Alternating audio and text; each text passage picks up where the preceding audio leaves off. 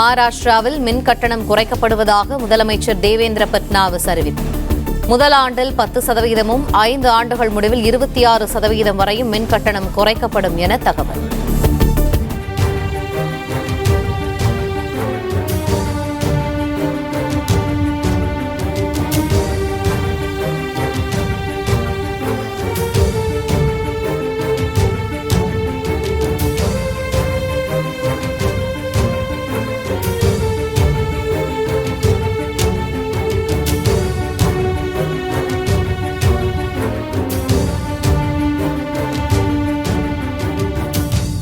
Play store மற்றும் app ஸ்டோரில் இருந்து பாலிமர் செயலியை QR கோடு மூலம் பதிவிறக்கம் செய்யுங்கள்.